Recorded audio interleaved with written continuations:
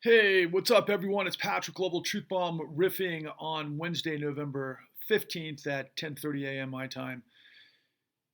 And God, I don't know about you, but my mind is overwhelmed.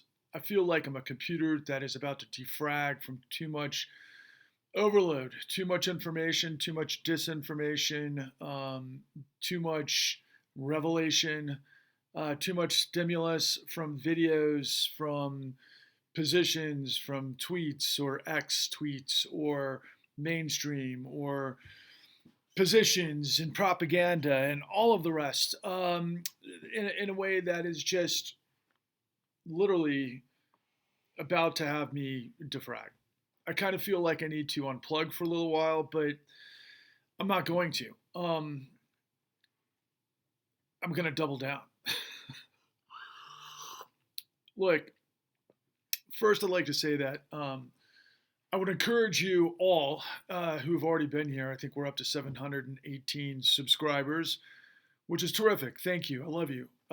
We need more. Please like, subscribe, share. I was checking out kind of a comparison on YouTube the other day, and I was looking at my effort. I think I've got up to 424 videos over the last year and a half, more like year and three quarters. And it was all in the effort to bring the information I have to the public and extrapolate what's happening in the now to make it tie back to what is so that we could all get on the same page. But the more I seem to get my, I don't know, presentation tighter and more on the money, more information continues to come in that moves the goalpost of what's happening in the sort of marketplace of what we're all in the midst of. And, it moves the goalpost further and further away. And I don't know what it's gonna take, but I've got to connect with tens of millions of you out there because I know you exist. And I know there's more good than evil in our country, the United States of America. I think that there's more good than evil throughout the world, but I'm not so sure as it relates to leadership of countries and all of the things that happen in this global spectrum and what's been going on for the last 50 years behind the scenes that have led us to this moment that is, it feels like we're precariously close to the edge of oblivion, to Armageddon, to what could be absolute catastrophe, and isn't, in my mind, necessarily a surprise coming through 9/11, the 2008 great financial crisis, all things COVID. It just seems like this is kind of anticipated to some degree and almost manipulated and engineered. But I don't want to go into Alex Jonesville because I'm not Alex Jones. I'll never be someone like Alex Jones or any other of those morons because I'm an investigative journalist. I'm an actual muckraker. I actually know how to find the facts. I have an education. I have experience. I've been around the block more times than you can possibly imagine. And I've seen things. Not to be like, what was that movie? It wasn't Poltergeist. It was, maybe it was. You remember when the little girl who's now, well, I can't even think of her name. The of course the wonderful Hollywood actress that has her own show that sings with the likes of Pink and that was in Charlie's Angels. And why can't I think of her name? She's great.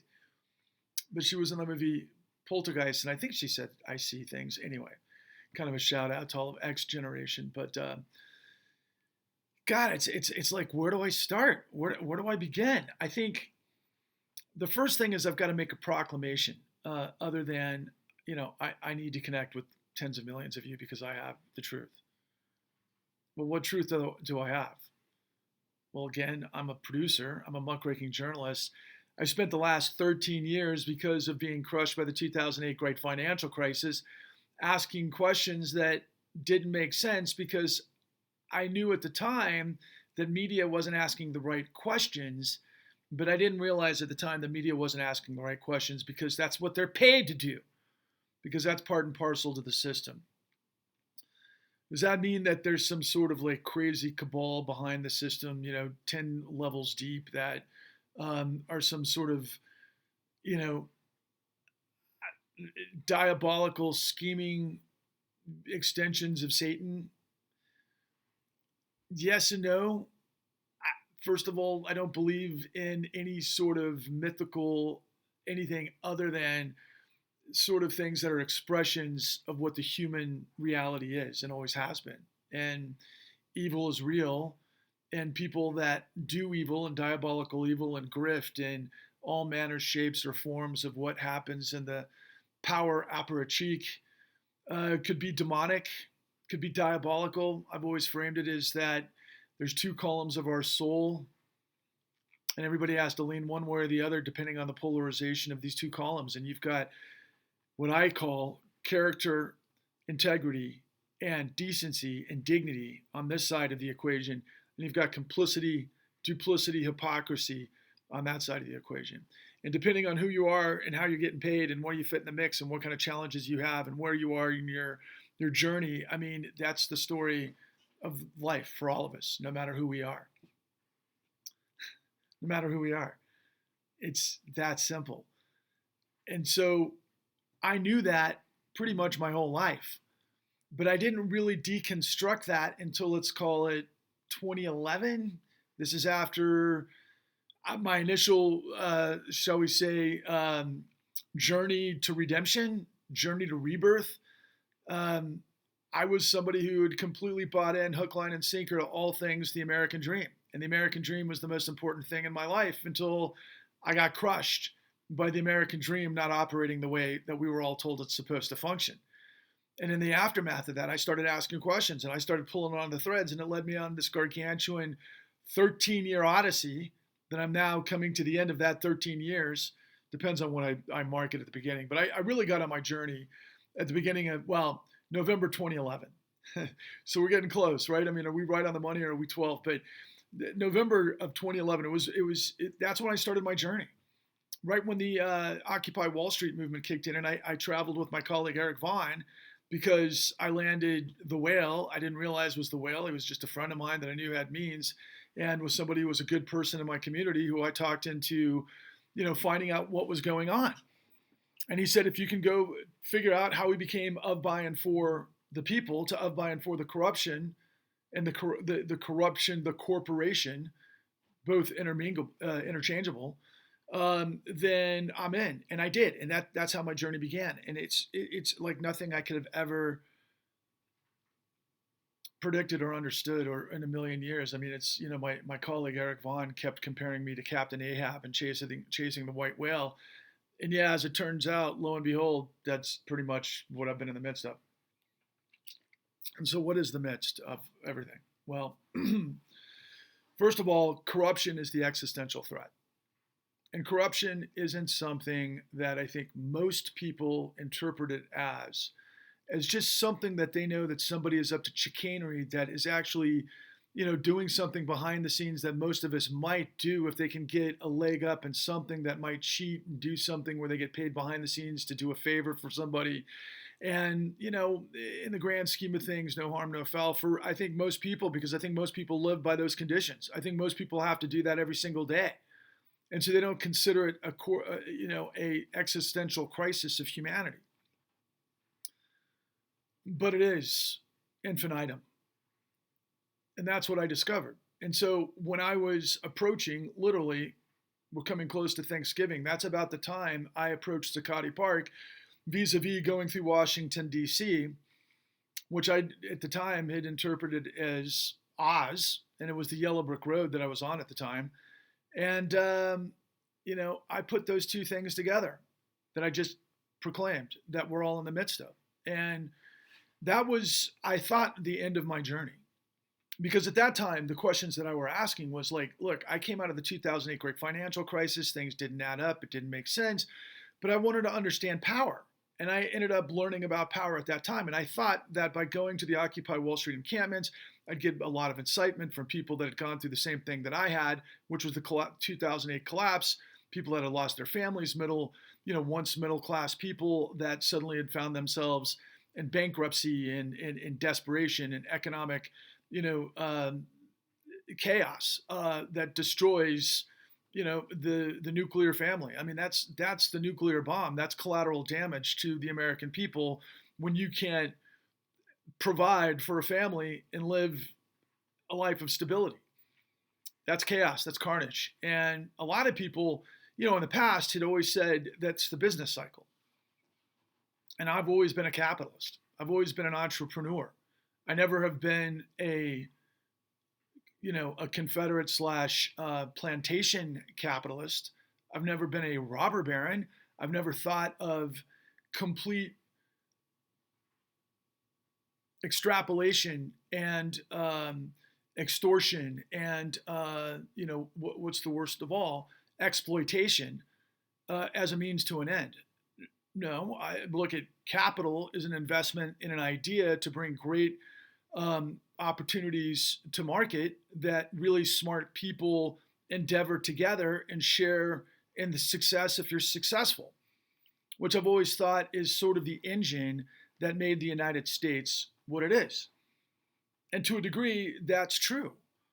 But there are cycles in our system that begin to, once you understand and you pull back the curtains and you have to go through this process where you understand the law, you understand history, you understand geopolitics, you have to understand how the government functions, how laws are written, who wrote those laws, how they were passed, what are the actual specificity to get laws passed to be able to create an outcome that ultimately is our country.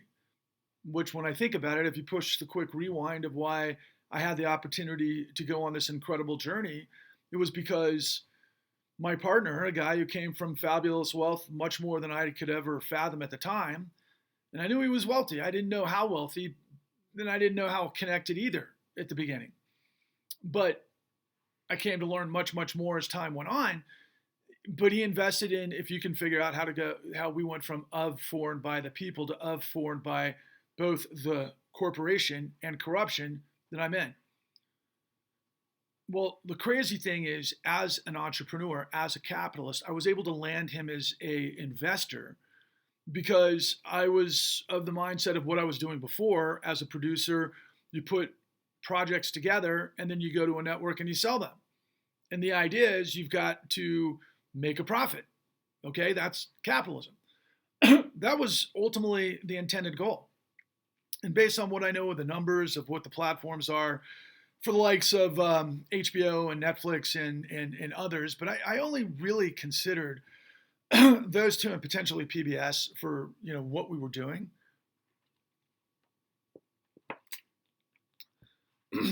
But they never came to be. And they never came to be, I think, for the essence that there's a lot of things that are involved. But mostly in this particular case, I actually went far beyond my partner's expectations. And I actually delivered through this 13-year odyssey the revelation of how the whole system works and why corruption is the existential crisis. It's the tumor that manifests the cancer that is completely overrode, if my grammar's correct, in this usage of the body politic of our democracy. It's completely destroyed what we all presume the country to be.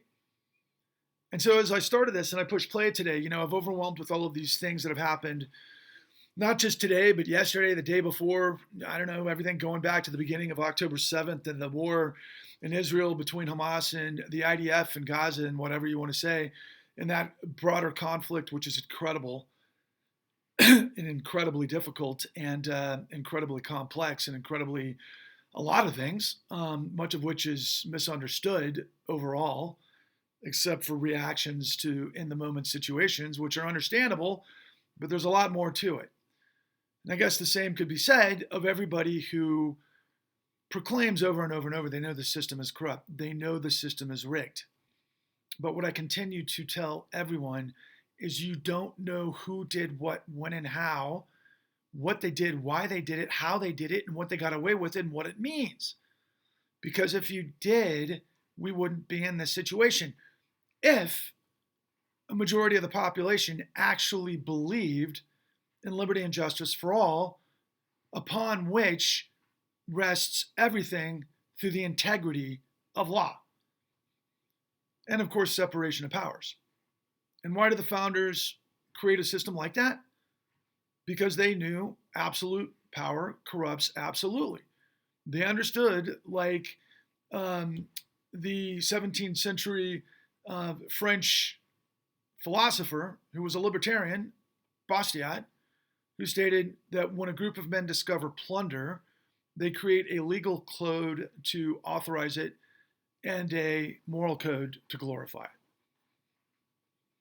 That's part of the enlightenment of John Locke and Rousseau and the French philosophers and the English philosophers and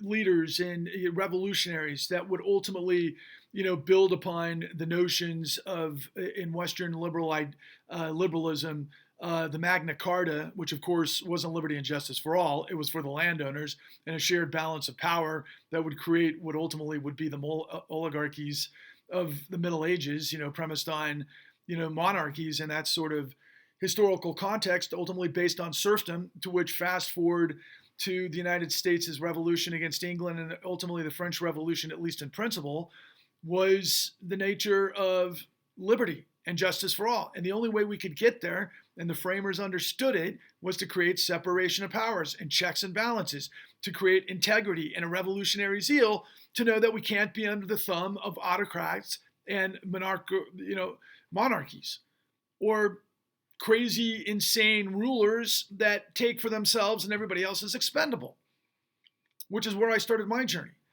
I remember the very first line I wrote for my first documentary, Forward 13, Waking Up the American Dream. I couched this whole thing after I was going through the 2008 great financial crisis and everything that happened to me with my job. And what I was feeling, especially with the burden and the responsibility and the pressure of having a family on my back, that I'm not expendable. And chances are you're not either.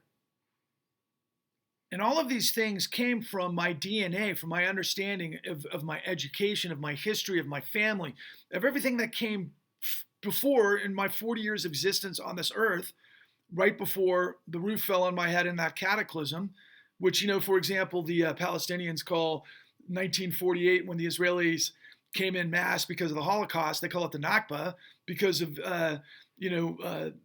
war and displacement of people that were living in the area and that sort of thing, and that's their position.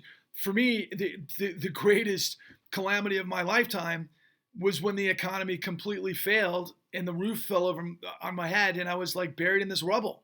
And my family, and I had to pick them out, and I had nothing left. I was standing naked before God in the world, and I was like, what the fuck is going on? And I kept looking at media, and I kept looking at government, and this was in the transition at the time when Barack Obama was riding this tidal wave, populist movement of change we could believe in. But how naive was I? I mean, he said all the right things, but he said it in all this kind of attorney jargon, in this, let's call it, Ivy League jargon, that got the right sentiment, through the right vehicle. Here's this African-American guy whose parents were, white, and his grandparents were on the lines of, building, our weapons and our machinery for World War II. And he had like all of these embodiments of what I thought of at the time was pure Americana. And I bought into Obama hook, line, and sinker. I remember his first days, he was like, look, we're going to get the lobbyists out of the White House. We're going to fix this. But he didn't come close. What Obama did was put everybody in power that had created the world that had destroyed me. And I didn't know it at the time, but my partner, he knew a lot of it. And I think he just wanted to see what I would come up with. I don't think he ever imagined that I would actually go as far as I did. And how far did I go? Well, I went to the ends of the universe and back, to be honest with you, to do what the Department of Justice, the Federal Bureau of Investigations, the Securities and Exchange Commission, AGs around the country, and our media, who sum total operate to the tune of tens of billions of dollars and have tens of thousands of employees, of which I was able to pull a lot of information from, but they never put the entirety of the story together. What is the entirety of this story? Corruption.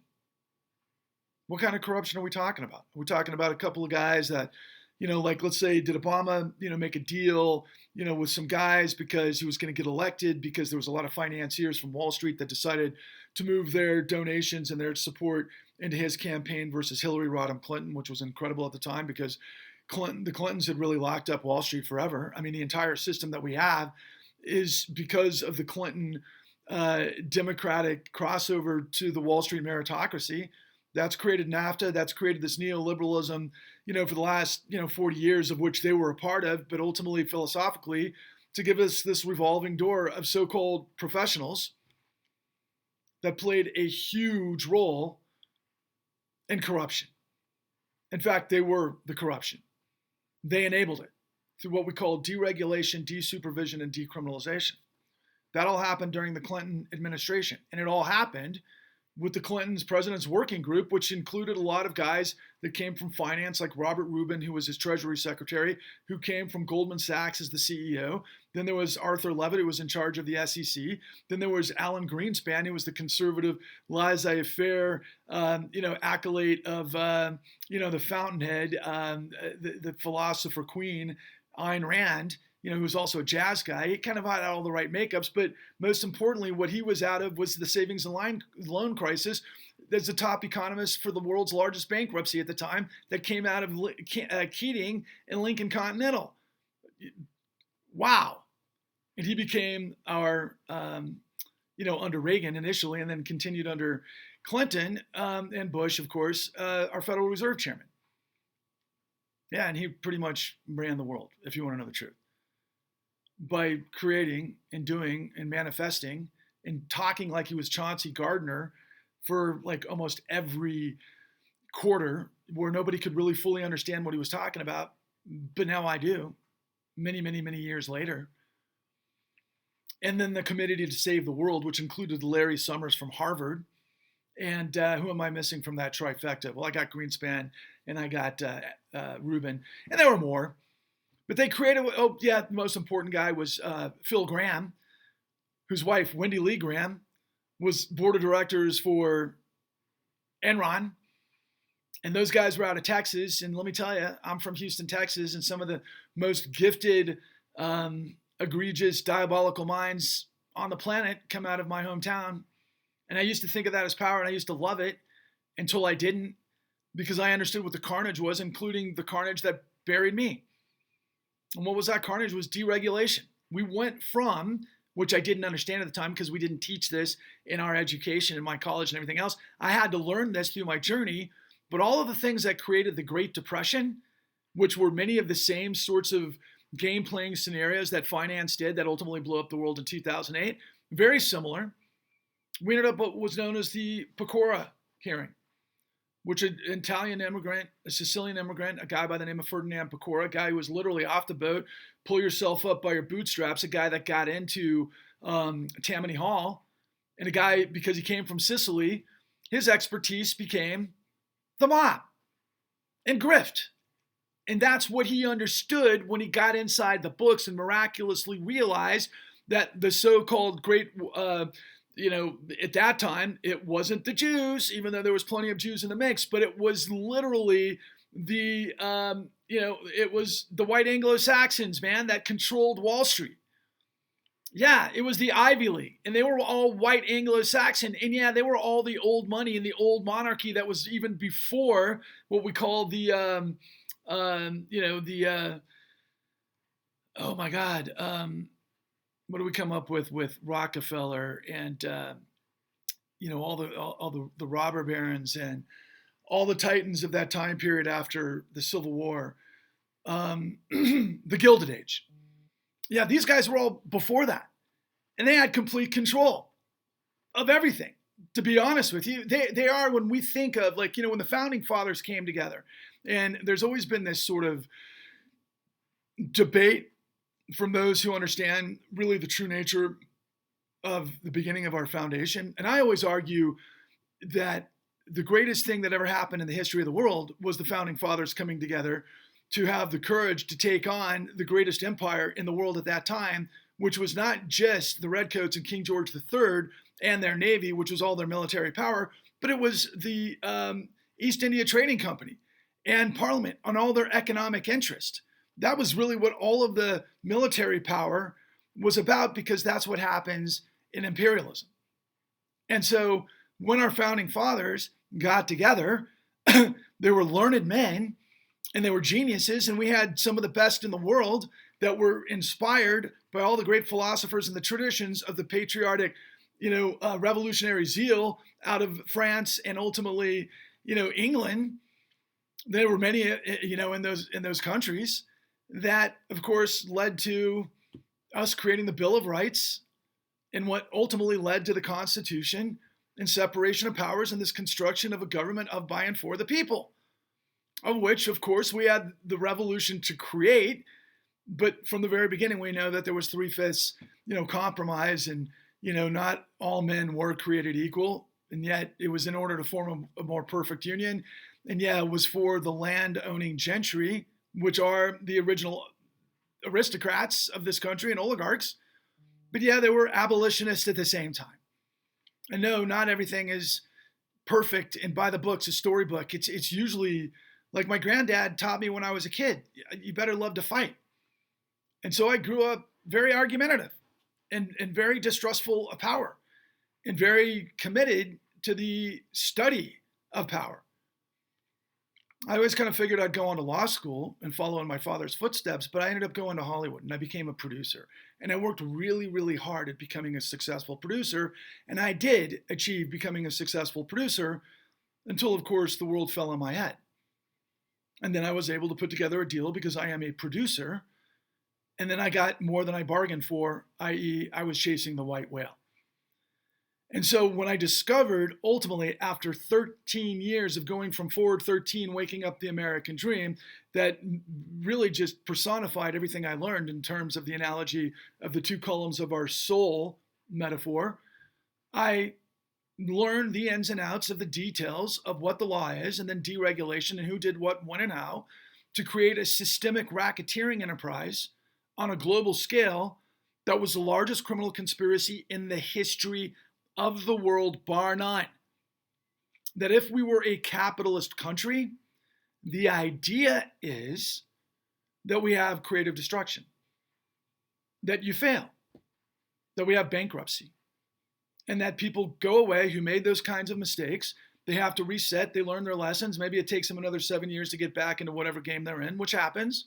Look at Donald Trump. I think he's been bankrupt in different companies 6 times, again, in different companies, not his own name and his LLCs, which keeps him going. And he's been able to pull off all sorts of grift and fraud and deceit and lying and stealing and destroying people. And he became our president because our system is that.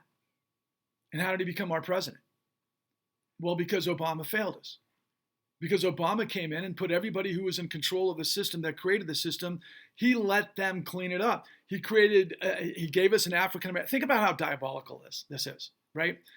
So Obama rides this wave of change we can believe in. He has this FDR moment where there's a populist mandate to fix the country for, of, by, and for the people. And he's a constitutional law expert who's also a black guy that worked on the streets of Chicago as somebody who helped people, but he also worked in like some of the corner offices of the top law firms in the country. And also, I guess he was the editor of the Crimson at Harvard. And so he's a little bit complicated. But boy, Barry could sink a 3-pointer. And Barry was as smooth as they got. And Barry was talking the right language about healthcare at the time, which ultimately became a boon for insurance companies, but that's another matter. But he acted as if he was like the barrier between, in his famous speech, that I'm the only thing standing between you and the pitchforks, when he gave a speech to Wall Street. And everybody kind of poo-pooed that. And it was like, yeah, but he also rode the wave of Wall Street, who got him there. And not probably by happenstance out of Chicago, where Jamie Dimon was a big piece of Chicago. Not to mention everybody else who's a big piece of Chicago. And I could go into a lot of different groups and hedge funds and the Pritzkers and all of the big money that Obama played ball with. But I can also tell you, I've got information that Obama literally spearheaded with a guy that I have on the shelf, and information that I have that I filmed this fantastic interview with a guy by the name of Ira Reingold, who runs this think tank and this credit sort of empowerment for people around the country, particularly those of lesser means, that act as a sort of a bulwark, and maybe they sue bad actors over the course of time, and they deal with policy and all sorts of things. But he and President Obama wrote anti-predatory legislation of liar's loans in the early 2000s that actually became the bulwark of some anti-predatory legislation that took place down in Atlanta that became the big deal. And there was a huge hoopla about that because Wall Street was threatening Georgia. Look, you want to go through with getting rid of our liar's loans and our predation, even though nobody called it that at the time, we're going to stop financing everything that you want, whether it's your roads, your infrastructure, and all of the other things. And it's like, that's what happens when you have monopolies. So after the great 2008 great financial crisis, when tens of millions of people around the world, hundreds of millions of people, quite frankly, got destroyed, including myself, here comes Obama in riding the white horse to basically save the day, and it turns out to be a diabolical deception because he's working for the man. And what does he do? He literally puts in a guy by the name of Eric Holder, the first African-American attorney general in the United States' history, who came out of where? Covington and Burling. Ironically, Covington and Burling, I think, has been around since the Civil War. I think they're equidistant between the Federal Reserve, their law firm, corporate law firm, and the White House, conveniently so. And oh yeah, by the way, they were the ones who put the whole deal together, what we call the MERS, Mortgage Electronic Registration System. So who better to clean up for Wall Street than a guy who came from a law firm who was covering up for Wall Street? Oh yeah, that's what Barry gave us. And so what happened? Well, the Federal Reserve circled the wagons. The whole world was in disarray. The whole world was coming apart. We're about to go into the Great Depression 2.0. But it only became the Great Depression for everybody who was below the line. What ultimately they did was they provided tens of trillions of dollars illegally from the Federal Reserve to the bankrupt financial system using the lender of last resort capacity that's mandated through the statutes of Federal Reserve Act 13.3 that spells out in its statutes that you don't loan to insolvent institutions. That's just basically the way it works in lending. But they did infinitum, and in a way that has never been done before. That also led to what's known as quantitative easing. So the numbers were $33 trillion in 2009. I've always said $29 trillion because it was. That's what the Levy study said, but then it's been revealed that there was many trillions. More through these emergency alphabet soup programs that are overnight lending and some other things, and you can do this and that, and you can move all sorts of things around, which means you've got an infinite access to cash. And then the government bought all the toxic assets that all of these criminal financial institutions, be they asset managers or hedge funds or too big to fail banks, were funding. And who were they funding? They were funding pretender lenders and make-believe, banks that weren't banks, that were just doing through warehouse loans, liar's loans on a massive scale, that they would basically get people into loans that they couldn't afford to basically package and bundle into securities that they sold in derivatives around the world. And we wound up with this $4.5 trillion market in 2007 that wound up being a $600 to $800 trillion mega wipeout in the derivatives markets. And they used to talk about not just repo, but what am I thinking about? There's another term in there that's part of these so-called financial, what am I trying to think of? Financial innovations, which are just smoke and mirror for the man, because the too big to fail banks have this special privilege, and that's why they're called the primary dealer brokers, where they basically get free money. And then they get to determine how to loan it out and do what they do and package it and everything else. And ultimately, what we did with all of those securities is we packaged them into derivatives that were going to explode. And they did. Like massive weapons of mass destruction, which of course everybody's favorite, which looks like Opie because he comes from Lincoln, Nebraska, who's, the ultimate billionaire investor, Warren Buffett, who ultimately, by the way, everybody thinks is such a great guy because of all of his fantastic investments and what he says. And he says a lot of truth, and there's no doubt about that. He and his partner forever have been talking about, crypto being just insane, pump and dump schemes that were going to blow up, and they were right. But they also owned, ironically, because they know the system inside and out, they owned Moody's. which is one of the top, one of the top. We have Moody's and why can't I think of the term? It's kind of blowing me up because I'm thinking about so much right now. But the guys that go in there actually do the due diligence to make sure that that the securities that are being sold on Wall Street, basically fit the criteria of the reps and warranties that ultimately Wall Street has to work under certain regulation because of the the Securities and Exchange Commission, because you can't sell faulty product that's designed to fail based on legal reps and warranties. That's what created the Great Depression. But yet that's what we were doing in a monumental way. And they're called the credit rating agencies. I'm sorry. Can't believe I got hung up on that.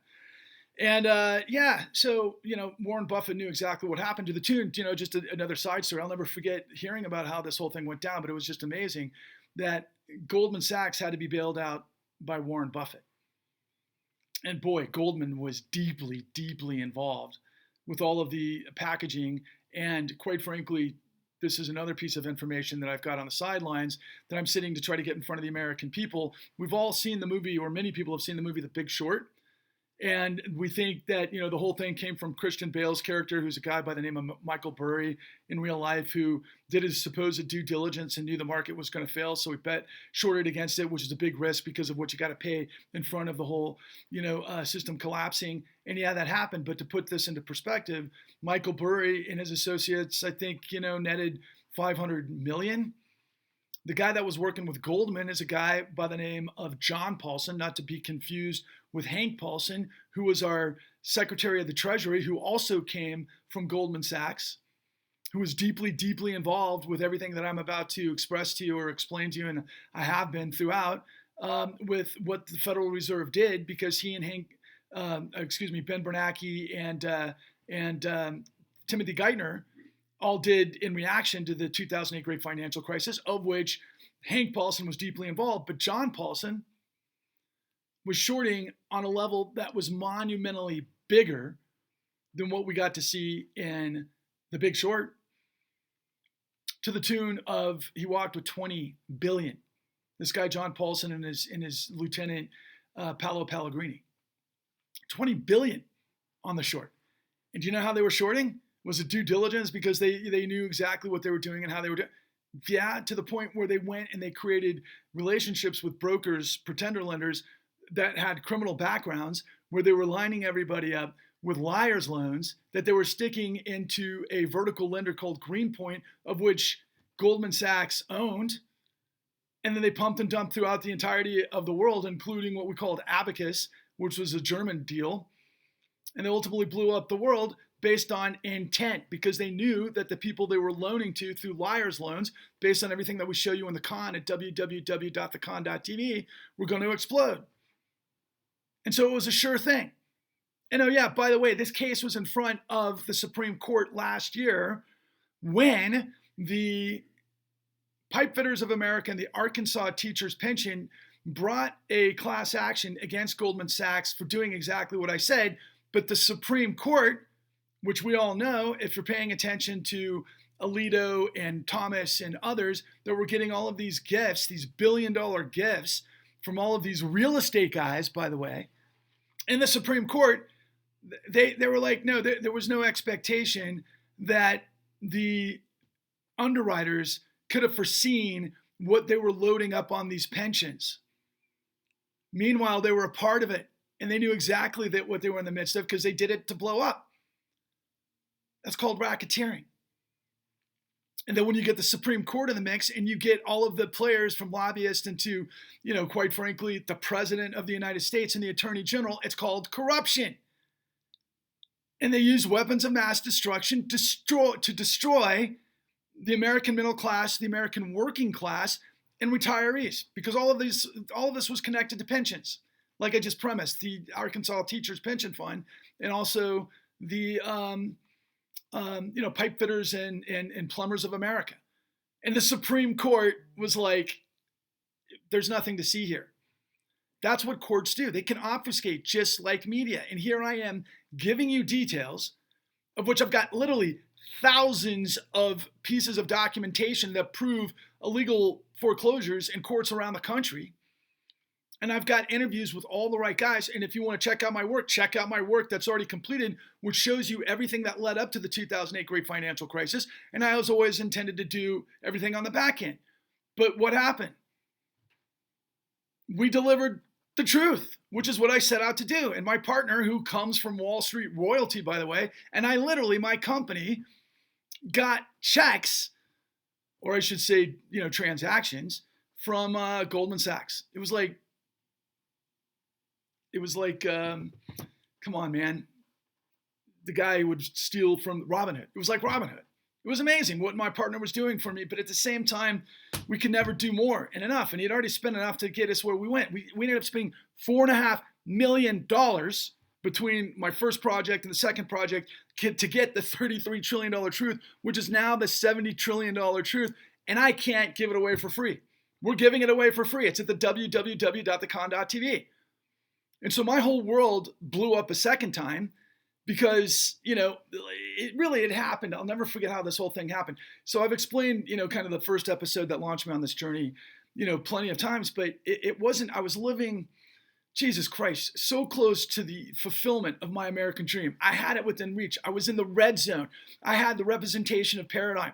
The guys who represented me, they represent Ava DuVernay. Ava DuVernay is this fantastic filmmaker. Most of you would know from the film that really brought a lot of attention to the 13th Amendment and systemic, basically slavery in prisons, which was on Netflix. And then she also did When They See Us, which is about what do they call them? The Central Park Five, the teenagers that got set up in a wrongful, rape conviction that Donald Trump was all over. Both fantastic works. We thought, the agent of her would be perfect because we started our story with the story, which was the entry point to everything, which is the revelation of everything, which is the greatest story of all time,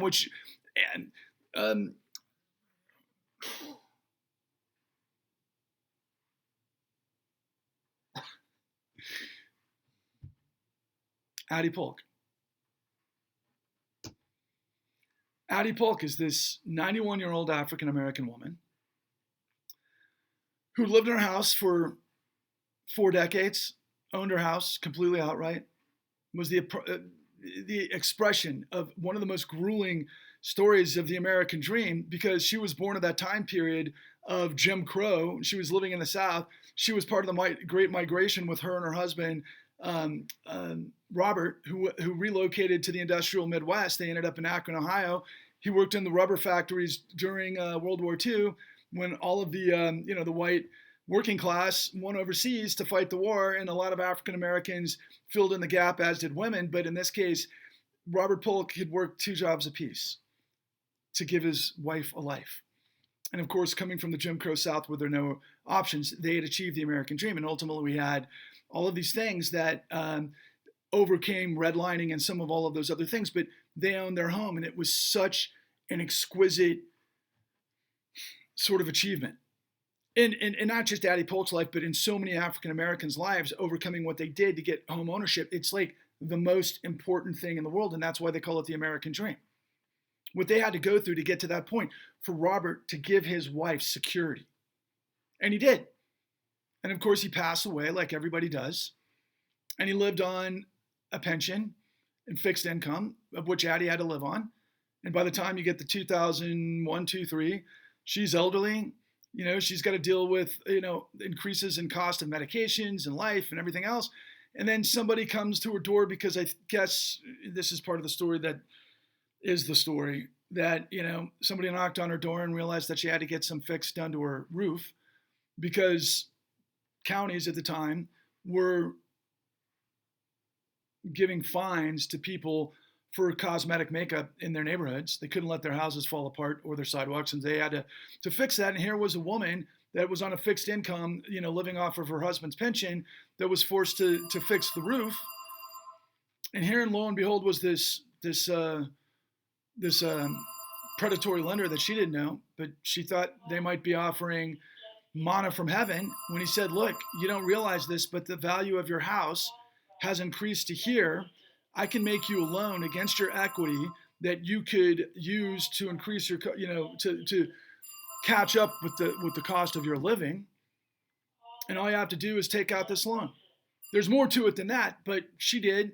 But there's much more to it in her case because there was so much fraud that took place at this time, especially in African American communities and minority communities all over the country, that documentation fraud was being used to basically steal houses. There was this trifecta. There was this conspiracy where there'd be a lender, a guy who was writing the loan, there'd be somebody in the bank, they would write the loan, they'd turn in the paperwork, they'd get the loan, and they could take out loans in somebody else's name who didn't know that happened, which happened to Addie Paul.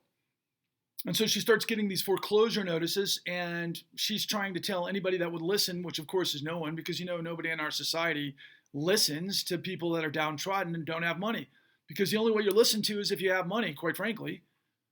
And she gets all of these foreclosure notices, and then one day they come to her house, the sheriff, to evict her, and she gets out her husband's gun, and as we show you in the con, she had two pieces of paperwork out that blew my mind. One was for the insurer, which was a huge part of this, which is the largest insurer of all. Why can't I think of their names? It'll come to me in a minute. I think it was, I don't know if it was Citi or if it was Chase. It'll come back to me in a minute. But she's looking through her paperwork and she realized, I own the house. They're stealing my house. I'm not in arrears. And they're going to kick me out. Nobody's listening. And I guess I'm back to Jim Crow and I'm 91. I'm not going to live on the streets. She takes out her gun, points it at her chest, and shoots. She gets off 5 shots. I don't know how she got off 5 shots. And she didn't immediately die. That's how strong her constitution was. She ended up living for another 6 months, and then eventually they wrote off her loan at Fannie Mae. That's what it was. Fannie Mae was on her tabletop, her table, and it'll come to me in a minute of who else was there. It was the big lender that we were involved with because Paul Pelletier was trying to bring the big case against them. AIG, who got away with murder of millions of people, quite frankly, or thousands, tens of thousands, but figuratively, because eventually the collateral damage that it cost and the destruction of people's ability to survive led to collateral damage like you've never believed. And we can see cases of it all over the United States in homelessness. And yeah, that's part of the story too. But her tragedy, and when we discovered her story, led to so many miracles. It's unbelievable. She was the doorway to show us that we discovered the only RICO conviction, racketeering, influence, corrupt organization conviction of a player who was doing exactly what Wall Street was doing on a smaller scale, regional scale, $60 to $80 million a year, big by anybody's numbers, but compared to Wall Street, not even close. But yet, the Summit County Task Force put it all together with a bunch of white cops who weren't really financial experts, and they figured it all out. And we found it through this tragedy to the miracle that proves exactly what Obama and Holder let Wall Street get away with. And I just saw yesterday that Fani Willis in this RICO investigation into Trump, which I thought was going to move a lot faster, is now saying that she's not going to be able to get this trial done until 2024 or 2025. And everything that we've seen so far in the civil fraud trial against Donald Trump are bits and pieces of everything that we show you in the con that he's guilty of. He was always, as a fraud, a control fraud apparatus, using appraisal fraud to hyperinflate loans to be able to maneuver that the media doesn't understand in the background, that we're being flooded into securities, which is part of the control fraud and part of what we call perverse incentives. But with Donald Trump, he knew how that whole thing worked. And so, yeah, he lied and deceived and did everything else, which, oh yeah, by the way, he carried into our election. Because what the government is proving and manifesting at the moment is that, oh yeah, Donald Trump used illegal documentation fraud through a conspiracy and racketeering to be able to steal the election using corrupt attorneys and corrupt judges. Oh yeah, by the way, that's exactly what we show you in the con, not to mention all of the control fraud and exactly everything that Donald Trump is guilty of. But Donald Trump is a tiny piece of the circle.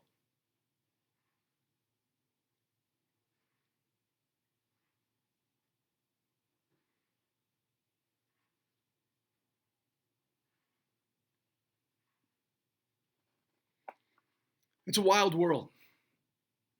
And so what happened yesterday? Well, Donald Trump, I think 2 days ago, he said he's going to, what, eradicate vermin of communists and socialists and all of the people inside. And there was a meme that was going around the other day. Like, he's like, people inside our country are more dangerous than any external threat. And then there was this meme going around that it's like, you know, the United States is corrupt and broken. Donald Trump is the ultimate vestige of projection. It's lie, deny, switch the blame, and implicate. And ultimately what he's doing is he's creating a fascist movement. And many of the MAGAs that are involved with this were engaged with everything I'm telling you. They're house builders. They're all these people that are involved with this. And I read this article in the New York Times yesterday from this investor hedge fund guy that's saying, look, what we need, because we're about to have another monumental housing crisis, is we need the Federal Reserve to buy up all of the mortgages, just like they did in 2008 and 9, 10, 11, 12, and 16 and everything else all the way through COVID, because we depend on socialism. How ironic is that? That these MAGAs are socialists. Because what we really are, when you take the big picture and you pull the lens back, because yeah, Donald Trump did everything I told you in the effort to create a coup d'etat, but a white supremacist coup d'etat, because they want to control the country, because they want to take us back to what, pre-Civil War era, and they want to move us back to plantation capitalism, and so he can get his piece from Iran, Saudi and Russia and everything that entails through Deutsche Bank. And Matt Taibbi says Russiagate, he's on the take. It's insane, because Matt Taibbi taught me a lot of this stuff to begin with. But what I'm saying in the big picture is, how ironic is it that, oh yeah, these guys were basically just doing what Obama allowed Wall Street to get away with, which was the true coup d'etat, based on everything I'm telling you. And it wasn't just 33 trillion. We had 22 trillion, that went to backstop repo runs in 2019. And then we had COVID, and now we have World War III. And now we have this guy saying we need to buy back securities again and get rid of quantitative tightening. And we got to, reconfigure what is. We're a corporate fascist state undergirded by a criminal syndicate that uses socialism to fuel the mafiocracy, because that's all this is a mob. And now they're fueling fascism. And the details matter. Robert F. Kennedy doesn't know these details. He's not going anywhere close. Cornel West isn't going anywhere near these details. They all react to everything that's going on in the moment, and then they play a game where it's like, if you're Robert F. Kennedy, let's not be confrontational with Donald Trump. Let's just talk about shit that's like these, this hyperbole. Just like, I said on one of the threads on X the other day on one of Robert F. Kennedy's tweets, you know what? Platitudes only work for Bernie fans. I'm so sick and tired, and the same goes for Cornel West. There is no option in this presidential election, but yet we're faced with fascism, because there's a good chance that the system is so corrupt. And look, I think Biden's done a fantastic job for all of his faults, all things considered. And yeah, he's part of the corruption for the last 40 years. He's the face of it. Do I understand what happened in credit cards? Do I understand what happened in LLCs in Delaware? Do I understand what happened in the prison industrial complex? Yeah, I do. He's still not worse than Trump. If it came down to it and it was between Biden and Trump, I'd go with Biden. And I know there's a lot of people that are like, fuck Biden because of his stance on Israel and everything else. And that's a whole nother conversation that I could talk for literally tens of hours more than I can talk about this subject. And trust me, I could talk about this subject for another thousands of hours. But neither of them are a choice. We have never had a choice. And so I go back to the beginning of how I started my journey and what we created and what this all led to. Remember, my partner said, if you can figure out how we went from of, by, and for the people to of, by, and for the corrupt corporation, then I'm in. It wasn't financially successful because all the public does is buy lies. Mainstream media is a lie. Everybody in independent media is a lie. Nobody knows the truth. I know the truth inside and out. I've got all the details. I can take it to the nth degree, and I can prove to you and I can show to you how we spent $70 trillion pretty much illegally, at least I'm going to say 70% of it or 80%. I'm not so sure. And trust me, it gets into the the bylines of legalese, which is very, very complex. So I'm sure there's some stuff that was above board. And, of course, like all these guys said, hey, Patrick, Wall Street paid back those loans. They did, but they didn't because they used free money to pay themselves back through stock buybacks and zombie loans for companies that weren't profitable, and then they put it all into commercial real estate, and then they put it into a housing market that had a bubble, and then it blew up. They can play the long game. You can't play the long game. We can't play the long game. We're not the government. I do talk about it a lot of times, and I know a lot about it, but I'm still kind of a beginner at it, but I know that there's some flaws and there's flaws and everything, but I do understand based on modern monetary theory, how the government funds itself. And I think that part is exactly right. And what MMT refuses to talk about is the fraud that I'm talking about. So how much time did I talk here? I'm almost an hour. Look, guys, I don't know what else to tell you, man. Both parties spend billions of dollars that they get from the corrupt system that gets trillions of dollars out of this. Billionaires spend billions on corruption to get trillions. That's tyranny. And it's all illegal. It's fucking ridiculous. So when you're thinking about, yeah, the system is corrupt and the system is rigged, yeah, it is. Learn the details. Watch The Con, www.thecon.tv. Watch the new Untouchables. And then definitely join me on Patrick Lovell Truth Bombs The Con, because I've got these new guys that have come in and we're going to expand this out, but we're creating the clean new deal because I've been of the mind and I've had the same mindset since 1998. I've known most of this information, at least in terms of the technology of renewable energy and what we could do with a paradigm shift with our grid to ultimately encapsulate everything that's going on with solar and wind and geothermal and nuclear and all of the rest of it that could displace fossil fuel, which we have to do because that is the existential threat, which is the flip side of corruption, which, by the way, ties to the economy because, as it turns out, and this is where the big question mark for me is, that, yeah, we got off the gold standard in 1971, and fiat currency is fiat currency and sovereignty is sovereignty, but what impact does the oil commoditization have on a global market when everything is baked into the system? Well, if you're into racketeering and to money laundering and to the types of stuff Trump is, everything. And Saudi getting away with 9/11, which is a whole nother story, but they didn't do it alone. They did it in basically lock and step with the system I'm talking about. We know, by the way, and this is the one thing I should probably close up with, but we knew that the terrorist cells were in the United States. We knew where they were. We knew how they got their funding, and we knew what they were training to do, not exactly where they were going to do it, but what they weren't doing. We had all that information. Do you know how easy it would have been to shut those terrorist cells down? Like that!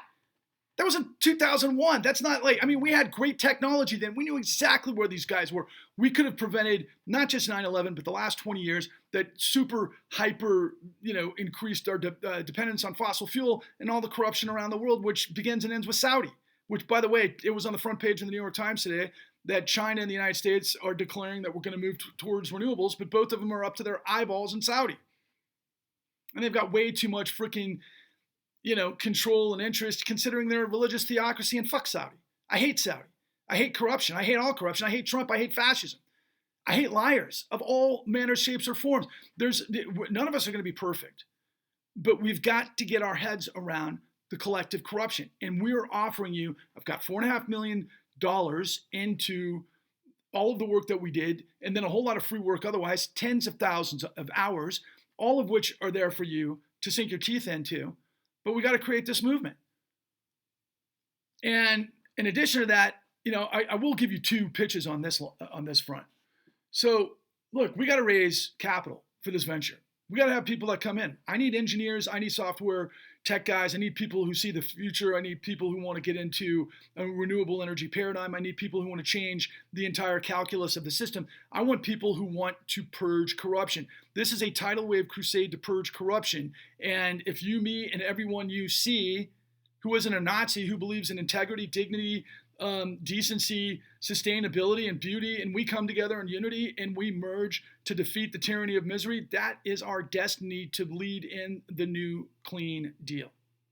which is exactly what the United States did, by the way, after the robber barons that led to the titans of the Gilded Age, that ultimately led to trust busting, that then gave the progressive movement through the farmers and the workers' rights, and ultimately women's rights and women's suffrage, and the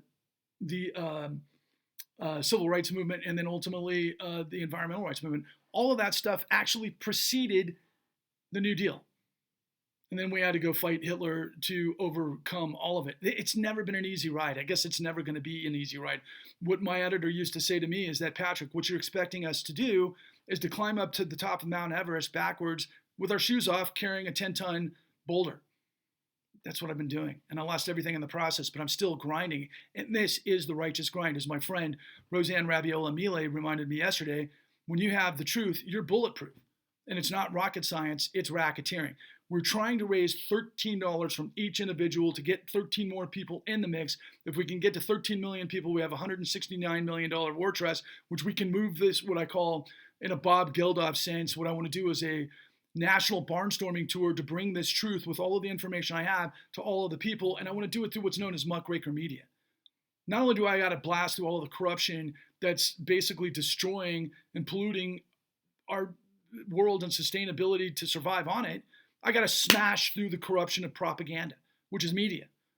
And yeah, so everybody starts talking about all of these different things, and then media kind of lips this stuff, and they're like, oh yeah, it's the other side, and everybody uses these terms and everything else, but there's so much truth to it, because the more things change, the more they stay the same.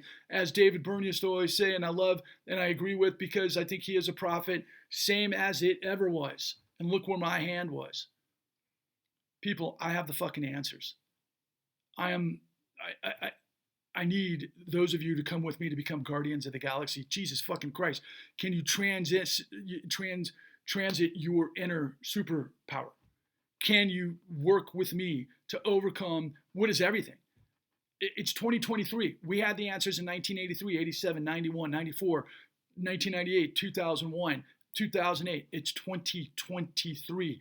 The power continues to be more entrenched. The corruption's more entrenched. And they're going to give us fascism if we don't come through. You can't be in a silo. You can't be into identity politics. You can't be queers for Hamas, by the way.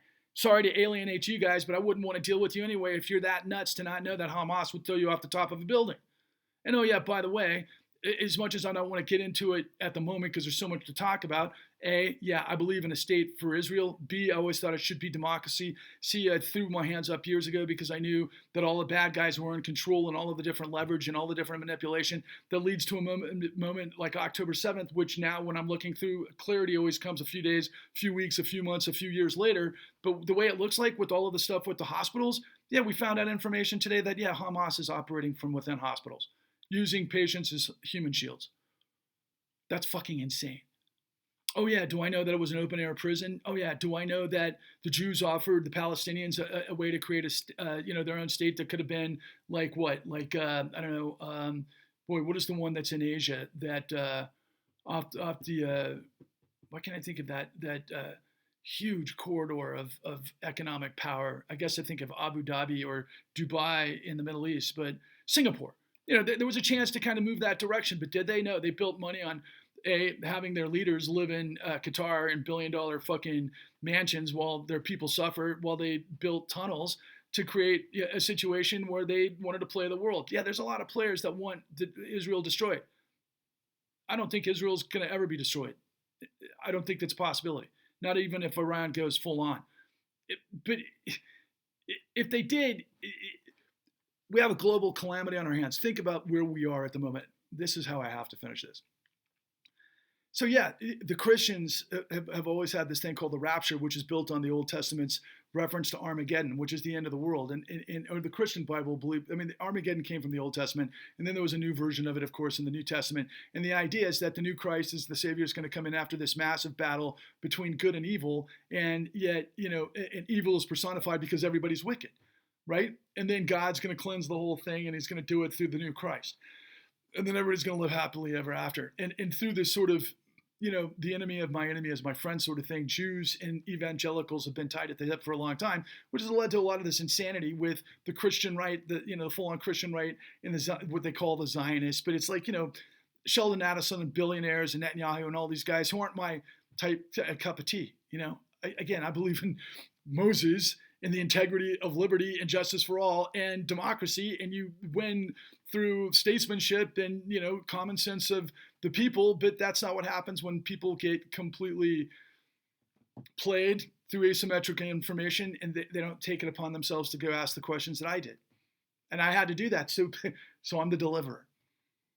I don't believe in mysticism, but it's ironic, is it not? Because what I'm ushering in is the clean New Deal to get us off the fossil fuel that's been polluting us.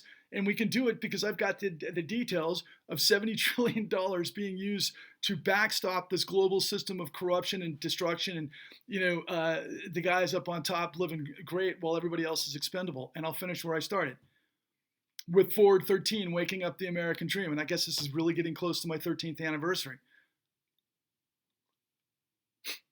I'm not expendable. Chances are you're not either. Join me. Failure is not an option. Rise, roar, revolt, onwards and upwards. This, my friends, is the righteous grind. Join me. $13 and $169 million, which is 0.1% of what these guys get away with every fucking day. And we can destroy these motherfuckers. And the question is, do you want to believe in me? Who am I? Well, one, I'm real. Two, I sacrificed everything because I believe with my life in the dignity and the integrity of all aspects of the American dream, which is liberty and justice for all. Thanks for listening. Please like, subscribe, share, join us. We need tens of millions of you. Onwards and upwards.